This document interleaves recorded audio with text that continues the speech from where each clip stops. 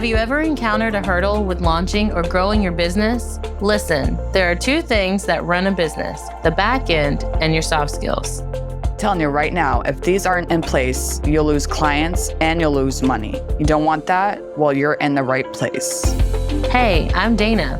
Hey, I'm Sarah. We're your hosts of the Entrepreneur Encounter, and we're going to give you a behind-the-scenes glance into our businesses, give you genuine feedback, tips and tricks, plus occasionally bring on guests that care about supporting you to grow your business organically and nurturing authentic relationships. Are you ready?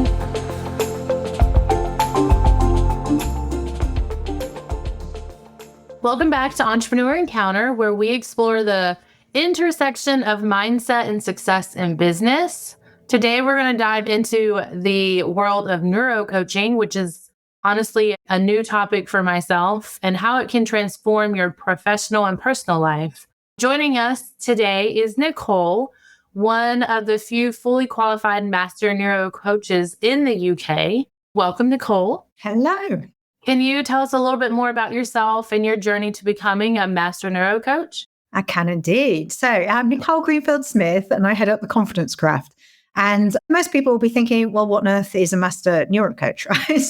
Neuro coaching is all about creating a rock solid mindset. So helping people to really master their mindset, to increase their energy. And then also one of the spins I love to put on it is to create kick-ass communication as well, because confidence and feeling good about yourself and being able to do all those things you want to do in business is always going to be part about what's in your brain, but it's also going to be about what you put out there for the world to. And I literally love neuro coaching because it is about creating that amazing balance between your brain, your body, and your nervous system that enables you to do things that you probably would never have done before. So yeah, that's a little bit about me.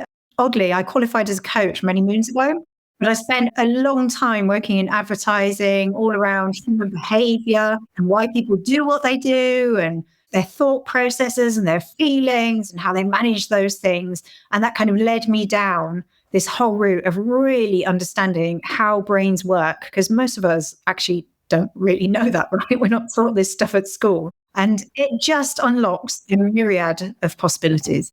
I love that. Is so cool because obviously we all want that confidence and we all want to communicate what we need to communicate. I'm excited for this conversation because now I want to learn more about this too. This is really cool. What inspired you to specialize in the brain and the behavior and all the things neuro coaching? So years, I'm saying years, it was decades of horrible, crippling imposter syndrome. I mean, literally, I worked in an industry, so in advertising, that was very kind of extrovert, lots of very intelligent, out there, capable people.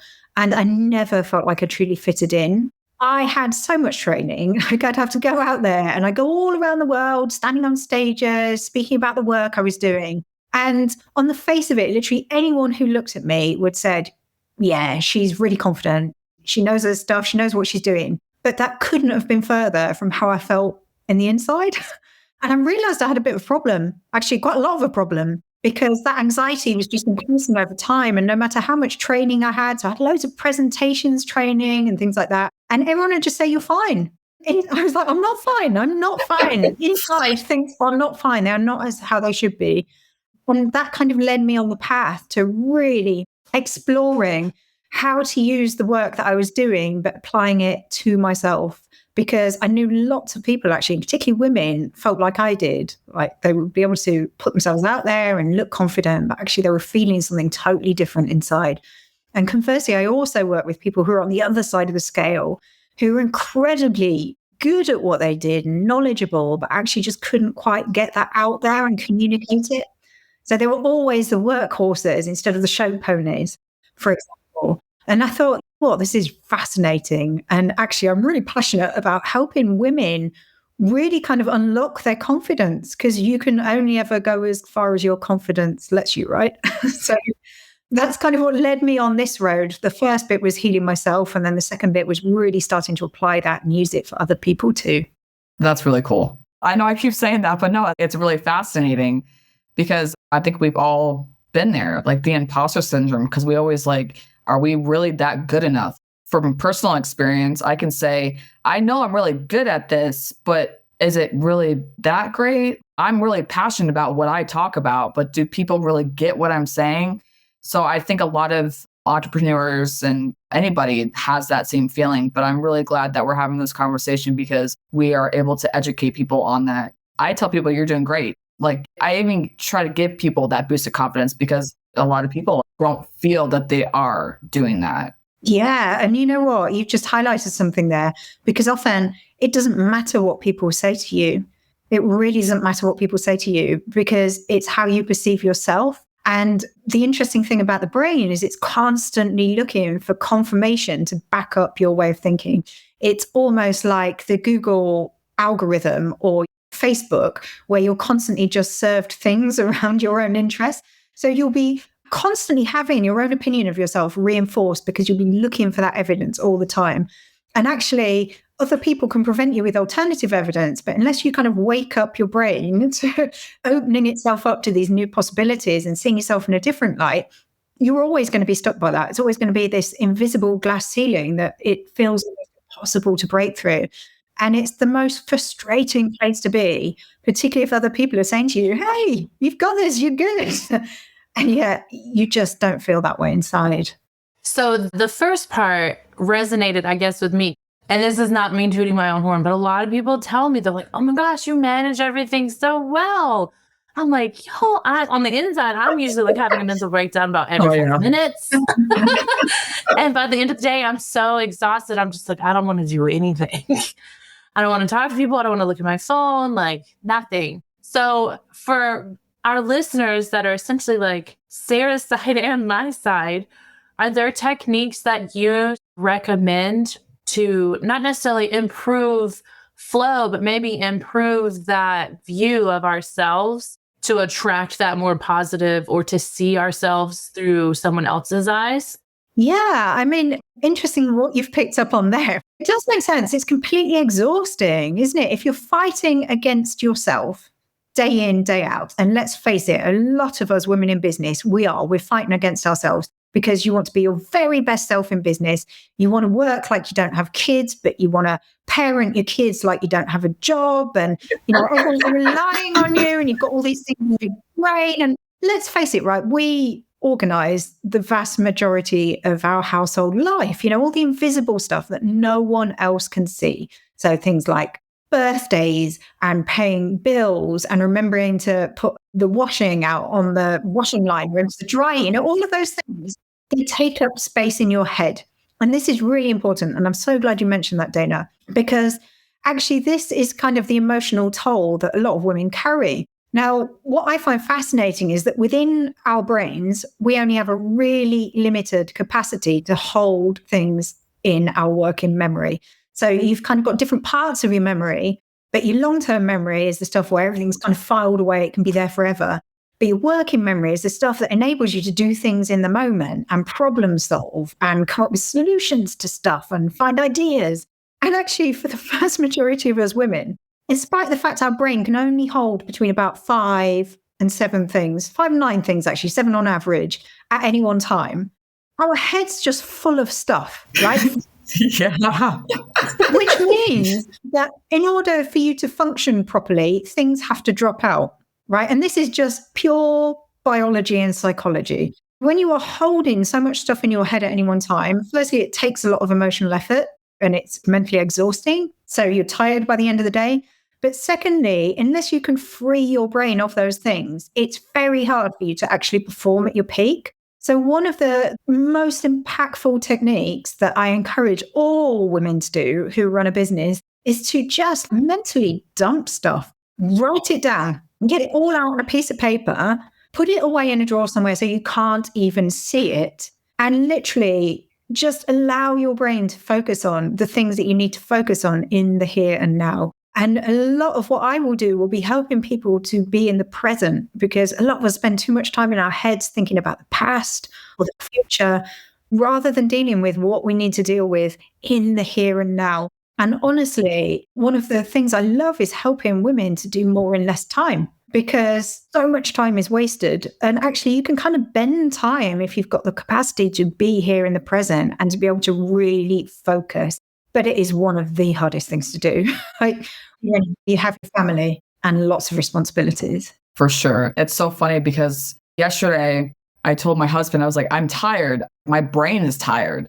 I was having a hard time concentrating. You know what I mean? And I've noticed that in itself, from experience, if your brain is tired, then you're almost leading to burnout, and you don't want that. Now, I know I don't want that. Nobody wants that. Then typically when people do feel that they're about to burn out, they start to think negatively about themselves and about what they're doing. And they're like, I'm not doing good enough or whatever. But I think stepping away from what you're doing, even like what you said, writing things down, getting it out of your brain, getting out of your head, like to get rid of it, because if you don't, you're just going to keep filling it up and then you're going to crash, and it's not fun.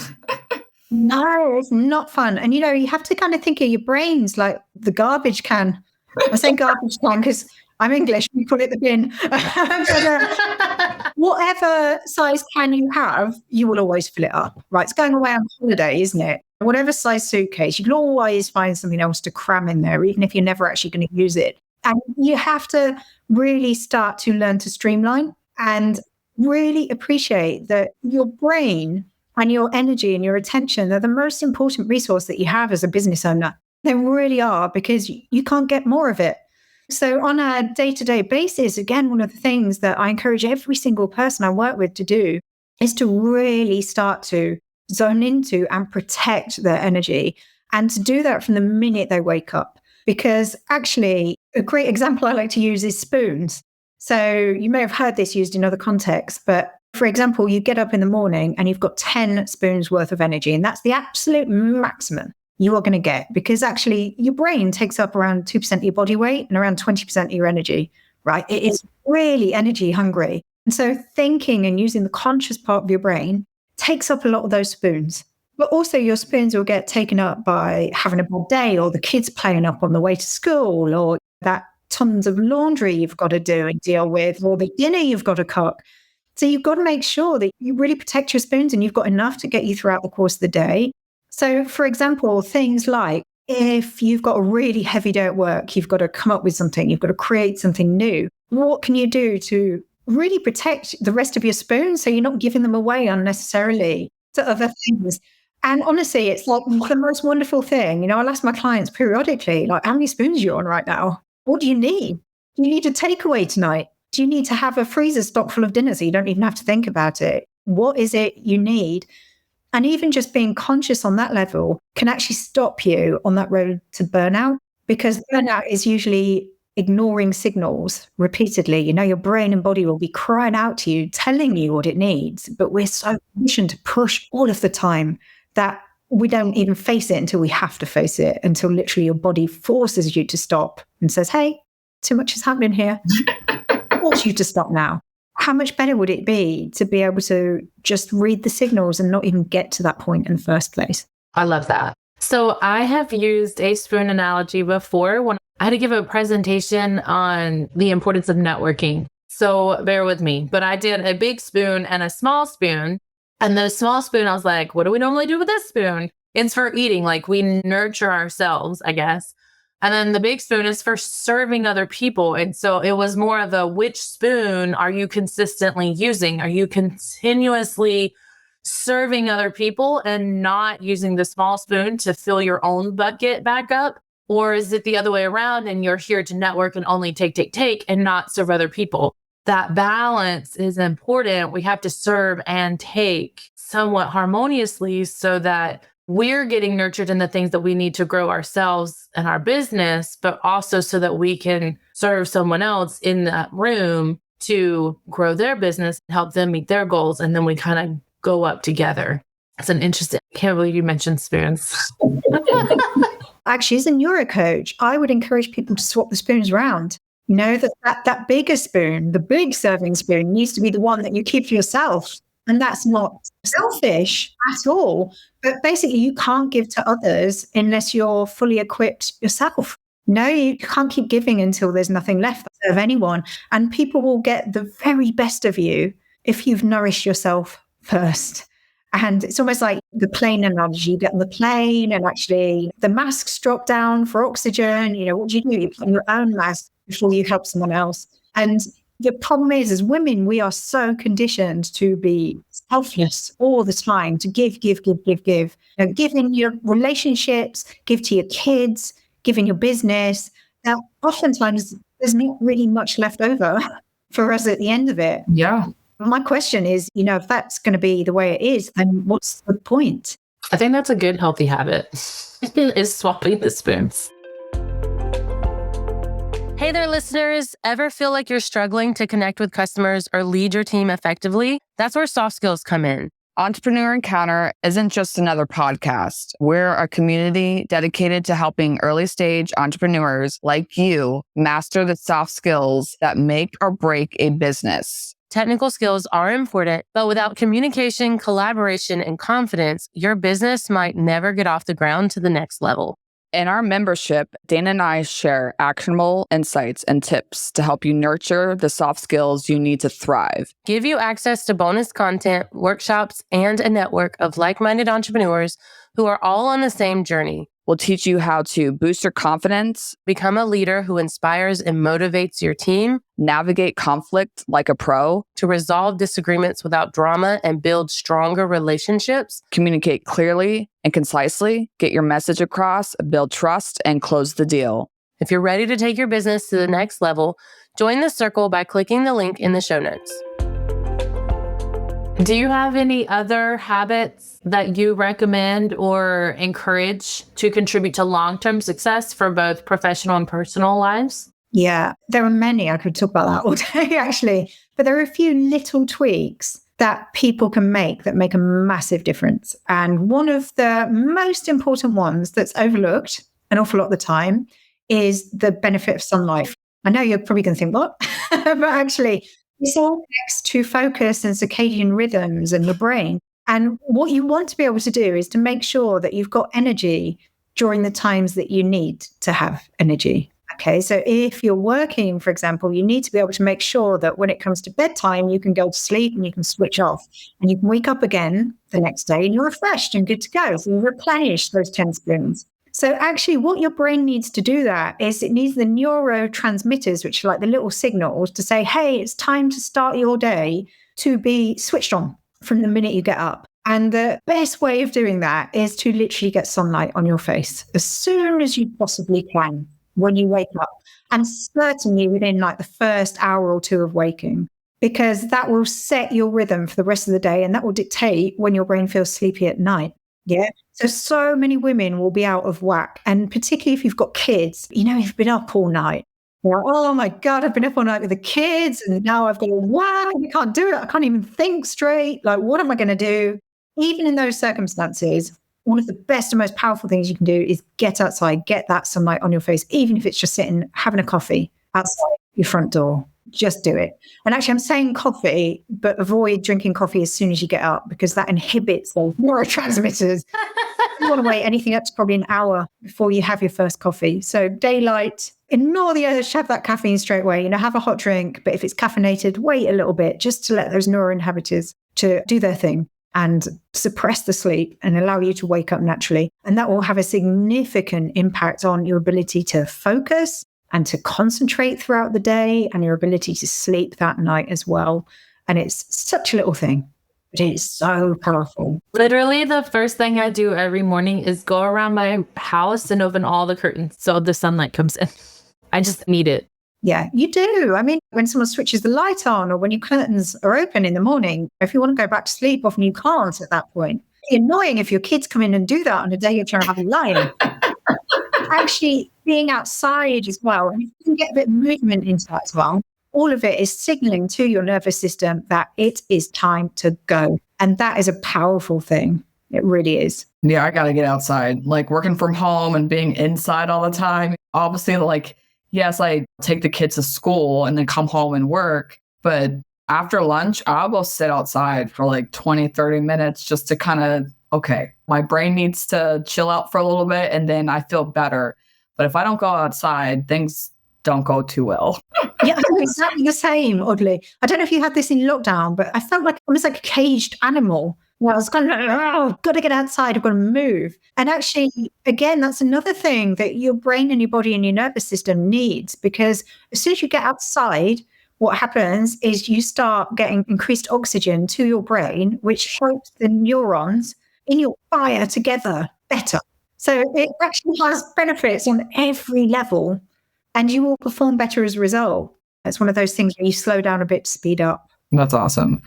So what exactly do you do to help your clients? Like, I know that like you're with the coaching, but what does a typical day look like with your clients?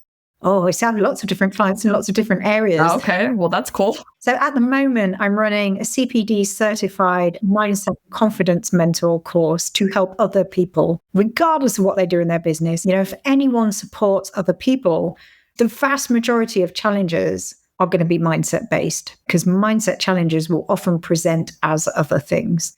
So to give you an example of that, I have a client who's a personal trainer, and people will come to her to lose weight or get fit or whatever. And most of the time, they know everything she's going to teach them. She's like, they've come to me, they've done numerous gym memberships, they've read God knows what on the internet, they've got the information they need, but for whatever reason, they're not executing it. And usually it's down to mindset and how they feel about themselves, or presentations training, for example. The example I gave earlier, you present one thing, but actually the problem isn't standing up and talking. It's like an innate fear of judgment from other people. The vast majority of challenges that people have are mindset-based challenges. So a lot of the work I do is kind of tooling people up with the skills that they need to help the people that they work with. But I also have a lot of one-to-one clients, and we literally go through it in this order. So it will be helping them to understand what is going on in terms of the relationship that they have with themselves. So they start to really master their mindset and put those foundations in place that then allow them to take the behaviors that they want to take. And we will look at how to make life easier, how to increase their energy, and how to get them taking action in a way that doesn't feel hideously scary, but also creates new pathways in the brain that enables them to see themselves differently. And then the final layer, once they've been working with me a while, we really zone in on communication and rapport and what they're putting out there to people and how they get the impact that they want as well. So they're kind of the two ways I tend to work with people the most. And corporate work. You got a bit of corporate work, right? That sounds very helpful, because it's all about the mindset. If you're not in the right mindset, like you're setting the tone. So like if you say today's gonna suck, then well, today's gonna suck because you're getting that in your mind that, yeah, it's not gonna be a great day. So if you get up and you set the tone, because as a business owner, you want to have a great day. Even if you're not a business owner, I mean, anybody wants to have a great day. So obviously, if you set the tone, then it happens. So sometimes like in the mornings, I tell the kids, I said, today's going to be a great day, right? We're going to have a great day, because I know yesterday was kind of tough, but today's going to be better. And they're like, yeah, and I give them high fives. And I'm like, I don't know, like that makes me feel better. But to see them like laugh about it and like smile about it, I know that. And then they come home and like, I had a great day. So I think that's awesome. Yeah, I mean, you've hit the nail on the head. Your mindset is the foundation of everything. So what's going on in your brain and that relationship you have with yourself will be the thing that everything else sits upon. And if you're on shaky ground in that respect, it doesn't matter what you layer onto the top, it's always going to feel wobbly. And this is where so many people go wrong. They will try and fill in knowledge gaps to try and make themselves feel better, particularly when it comes to things like imposter syndrome. So it will be like, okay, I'll do that extra course because then I'll have more knowledge. And then it will show the world that I'm really good at what I do. It's like a stamp of approval. But actually, if you don't have the confidence to properly execute it and to embed it and to use it, then all it's going to do is make you feel more insecure, because then you'll kick yourself thinking, God damn it, I did that. Like, why? Why am I not doing all those things I wanted to do? And it's just kind of like this almost constant delayed gratification that never quite happens. And that is why literally mindset sits at the heart of everything, because nothing else will work. It will be like a sticking plaster, like a Band-Aid, unless you fix the root of the problem in the first place, which usually for the vast majority of people will come back to what is going on in their heads. I love that. So much. But I feel like since I launched my business, my mindset has changed quite a bit. I know Sarah and I have talked about this before when we first launched this podcast, because you couldn't see me. I talked all the time. It didn't really matter. But Sarah started off being a little bit more nervous. But over the time, both of our mindsets have shifted to where I'm doing lives on my Facebook page, which would never have happened before. And she is wanting to do more public speaking opportunities, which again, I don't think was something that neither one of us really wanted to do, because I don't like being center of attention like that. My family is on my Facebook page, so like they'll see me. And it's just so silly, but working on our mindset as an entrepreneur and like having to put ourselves out there really has guided us toward that. I won't speak for Sarah on this part, but I know I still have a lot of mindset work I still need to work on, because circling back to the beginning of the episode, I'm managing a lot of things and I still feel anxiety on the inside. I mask it, I guess, well, but I still have that like, oh man, what if I say something dumb, or I can't find a client, or I'm not doing enough is usually the biggest one. Is I feel like I'm not doing enough. Don't know how it would fit more into my day, but I still feel like I should be. So I still have work to be doing, but I've still, in the little bit of changes I've built that I can see the long-term growth of, well, now I'm doing lives and I am more comfortable putting myself out there, or at least I'm more comfortable laughing at myself for putting me out there. So for our listeners that are in the various stages of mindset and growth, and maybe are looking for a neuro coach, how can they find you? How can they connect with you? Well, there's lots of different ways to connect with me. I have a Facebook group. So that is probably the thing I love the most, actually, because I made some amazing connections in there. So there's a Facebook group called Becoming, which is for female entrepreneurs. And literally we focus on all those elements that we just talked about. And one of the things I want to say in relation to what you were just saying, Dana, is that the mindset work is never done. Because as an entrepreneur, you will constantly face different challenges. Every day is a day for learning. So that mindset work, you never get to a point where you're like, I'm sorted, it's done. If only. And there will always be things that will test that. So that's one of the things that I want to just chuck in there before I forget. The other ways people can reach me is through my website, which is www.confidencecraft.com. I'm on Insta, Nicole_theconfidencecraft.com. So, and on LinkedIn as well. Yeah, very welcome to connect with me. But this is really important, actually. And you've raised such an interesting point there, that it's always about the baby steps that accumulate to more than the sum of the end part, if that makes sense. If you imagine the old conventional, just jump out your comfort zone or feel the fear and do it anyway, like the traditional wisdom around confidence and mindset. From a brain point of view, that is totally incorrect. You should not be doing those things, because actually what you're doing is putting yourself into a state of fear, and then you're doing something that your brain perceives as being risky. So say, for example, you've never done a public speaking gig, then you go straight into a TED talk. What's going to happen? It's a high risk strategy, right? And then every time you then go into another scenario like that afterwards, it's going to call to mind those same feelings, because that's how the system works. What you want to be doing is taking little baby steps in the right direction. But as you were saying, Dana, like putting yourself out there on a live and then doing some more lives and then eventually building up a podcast, and then from a podcast going on to public speaking. So you're taking incremental steps that allow those connections in your brain to fire together that say, hey, actually, you know what? I'm getting better at this. I can do this. And that is where the power lies. It's not in those huge, scary jumps. From a brain perspective, they're not helpful at all. Yeah, that is definitely true. Because I know when we started this podcast, our listeners heard it before, we were quite nervous. That's how I felt. Like I knew what I was talking about. I had passion with it, but I didn't feel the confident. Like I wasn't confident enough. I was afraid of people saying negative things. But now I'm to the point where I'm just going to say what I want to say. I'm going to educate you. And if you don't like it, then cool. I'm not going to get upset about it.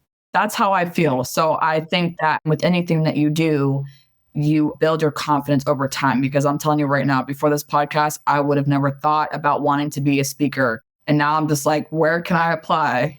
Wow, that is the most wonderful example of that in action. Well done.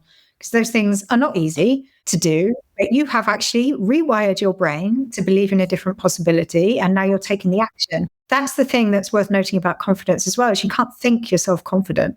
So how strong your mindset. It's going to take some action as well. It takes time.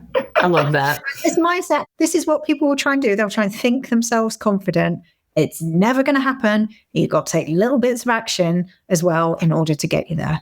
Awesome. Well, Nicole, this was such like a great conversation. I had a lot of fun. You share some great insights. Is there anything that you would like to leave our listeners? Any other tips? Oh, just keep taking the baby steps. Honestly, as long as you're making progress every single day, moving in the same direction, knowing that actually, because confidence is a combination of what's in your head, but also the action you take, that even if you're having an off day, appreciate that your best is going to look different every single day. And as long as you're taking even the tiniest step in the right direction, you are doing what your brain, your body, and your nervous system need. And that is the important. If you want to really dig into this, then obviously I think I'm one of the only who does a qualification in this, an independent qualification. So they would be very welcome to come to me and learn all of those golden nuggets. Awesome. Well, as always, all the information is going to be in our show notes. Until next time, bye. Bye. Thank you.